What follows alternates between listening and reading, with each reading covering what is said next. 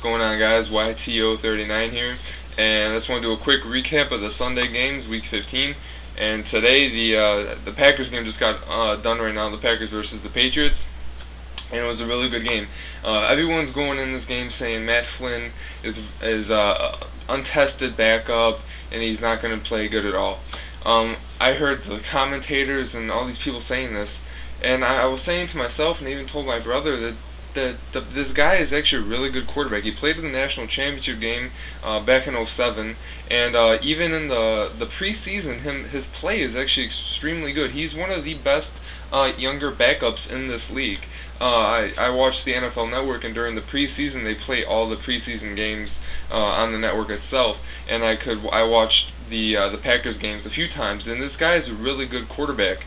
And when all these people were saying that they're going to get blown out, I didn't see how that was true, because this guy's actually a really good quarterback. He went into the second half of the Lions game really cold and not prepared, and that's why he didn't have a really good game. So, but anyway, the New England Patriots just beat him. It was like 31-27. His inexperience showed, but he did make a few really good throws. I think he had 3 touchdowns to 1 interception and almost 300 yards. Tom Brady, he didn't have the best game. He didn't have the game that he played against the Bears, but he did have a really good game. No interceptions and a couple touchdowns. Aaron Hernandez had 2 TDs.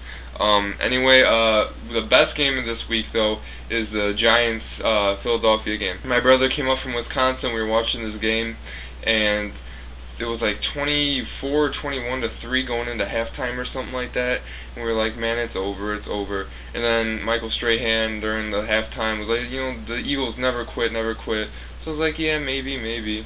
And my brother needed 48 points because he's in a betting pool. He needed 48 points to win, and all of a sudden they started scoring touchdowns, and there was like 21 unanswered points in the fourth quarter, and it's 31-31, and we're thinking, okay, they're going to kick it out of bounds, we're going to go to overtime, we're going to have to sit here and watch an overtime game. The punter kicks it straight to Deshaun Jackson. Deshaun Jackson fumbles the ball and then picks it up and runs straight down the middle and runs right by the punter, runs right by everybody to win the game with 0 seconds left. That was insane. Tom Coughlin comes running on the field, screaming at Dodge, I think it's like Matt Dodge, the punter, and he hasn't had a really good season, but the coach just kind of put up with his mishaps because he has so much talent. He's such a has potential to be a good punter. But he definitely didn't show that on that punt. Kicked it right to the guy. He was supposed to kick it out of bounds, but it was a little bit high snap. Maybe he thought that he couldn't get it out of bounds in time without it being blocked, and he kicked basically a line drive right to Jackson to win the game. And that was probably the best game of the year, or maybe of the year, but definitely the best game of the week. Few upsets. Everyone was picking the Saints to win the Ravens. The Ravens won that. And the Chiefs won. Texans got blown out again. I don't know what's up with the Texans, guys. The Texans were really one of the favorite teams coming into this year, and their defense has been atrocious this year. Brian Cushing and the Rookie of the Year, or Defensive Rookie of the Year last year, and that whole defense has been awful. Their defensive line can't get pressure for anything. Those cornerbacks, those seriously are the worst cornerbacks, at least in the AFC.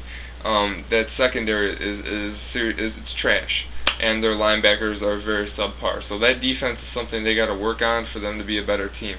Anyway, the Bears play tomorrow. Bears versus the Vikings. Finally, the Vikings are getting some balls and playing outside, only because of the conditions, only because of the circumstances with their roof collapsing.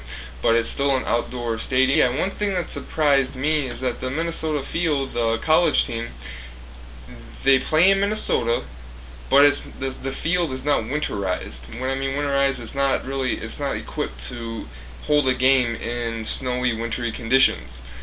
They play in Minnesota, and the college season usually goes to about November, but it's not equipped for that. So that was one thing that surprised me. They spent the whole week cleaning the stadium out of snow. They got a heater going under a tarp to warm the field up.